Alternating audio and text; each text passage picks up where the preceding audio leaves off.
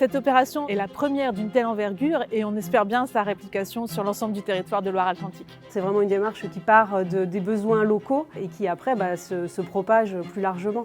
Les salariés de l'hôpital aujourd'hui sont fiers que ce projet puisse aboutir. C'est un projet qui a l'avantage d'être 100% au bénéfice du territoire. C'est à Machecoul, en Loire-Atlantique, qu'un projet solaire innovant a vu le jour grâce à la volonté et la coordination d'acteurs du territoire. Nous avons eu un développement fort depuis quelques années et pour suivre cette croissance, nous avons augmenté un bâtiment de 12 000 m² à 30 000 m². Et lors du développement de ce projet, nous avons fait le choix de mettre des panneaux photovoltaïques. Quand MFC, donc du groupe Intersport, nous a sollicité pour cet agrandissement de 1,8 hectare pour ce bâtiment logistique, il a été assez rapidement envisagé que ce bâtiment puisse servir de support à la production d'électricité photovoltaïque. Et donc ça a passé par le montage d'une société de type SAS. Ça a été un petit peu compliqué à monter et c'est grâce à Territoire d'énergie 44 que nous avons pu trouver des modalités pour que cet établissement puisse être le support de cette centrale de production d'électricité verte. Depuis 2015, TE44 accompagne ses adhérents dans leurs projets de transition énergétique. Pour la production d'énergie renouvelable, le syndicat TE44 a eu besoin de créer un outil spécifique, la SEM Énergie 44. Quand Laurent Robin, le maire de Machecoul, m'a parlé de son projet, c'est tout naturellement que je l'ai orienté vers les services de la SEM. La SEM ENR 44 a été créée en mai 2018 à l'initiative du syndicat d'énergie avec pour objectif de multiplier les projets d'énergie renouvelable sur le territoire avec et pour les collectivités. Pour ce faire, nous développons un certain nombre de projets, dont des projets d'autoconsommation collective tels que celui de Machecoul-Saint-Même. C'est une production solaire qui va permettre de répondre à la consommation d'une quarantaine de bâtiments. La majorité de ces bâtiments sont des bâtiments publics et l'ensemble des acteurs de cette opération d'autoconsommation collective, dite ACC, sont contenus dans un périmètre de 2 km. La nuit, le réseau répond aux besoins des consommateurs.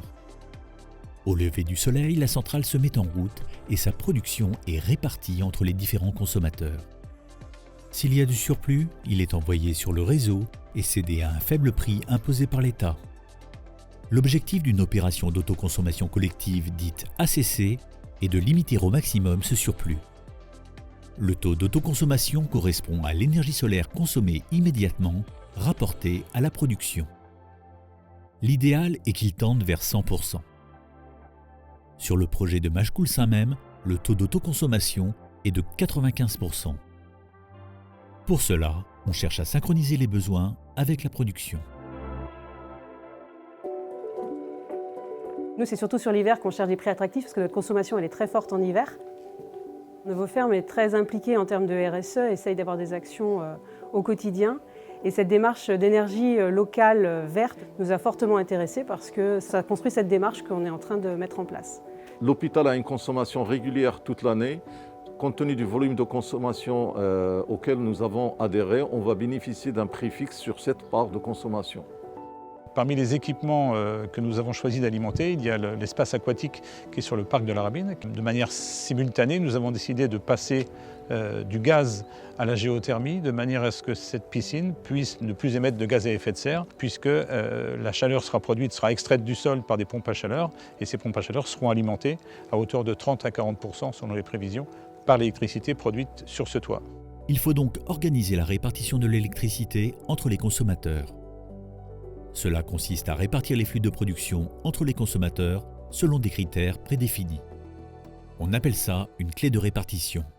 Sur ce projet, le choix a été fait avec l'ensemble des consommateurs de prioriser les bâtiments publics. Partons du principe que les bâtiments publics offrent un service public à l'ensemble des concitoyens de la commune. L'opération, pour fonctionner, a quand même eu besoin d'aller chercher des consommateurs privés pour absorber la surproduction de l'été. L'intérêt des consommateurs privés, c'est de bénéficier d'une électricité à prix abordable, notamment l'hiver, quand sur le réseau, elle devient très chère. Sur l'opération qui nous occupe, la loi impose la présence d'une PMO. C'est une personne morale organisatrice qui est l'unique interlocuteur du gestionnaire de réseau Enedis. Donc cette PMO est là pour compter les flux, gérer la communication entre les différents participants, mais surtout être garant de la conformité de l'opération par rapport à la réglementation. Ça me semble être un outil tout à fait intéressant et qui peut être utilisé par toutes les collectivités, me semble-t-il, qui ont des opportunités avec des constructions de bâtiments, de produire de l'électricité et donc d'en faire bénéficier leurs propres équipements ainsi que des clients privés. Et il me semble que les collectivités territoriales ont le devoir d'être exemplaires et d'être à la pointe du développement et du support de ces technologies qui vont nous permettre d'améliorer la situation environnementale du pays.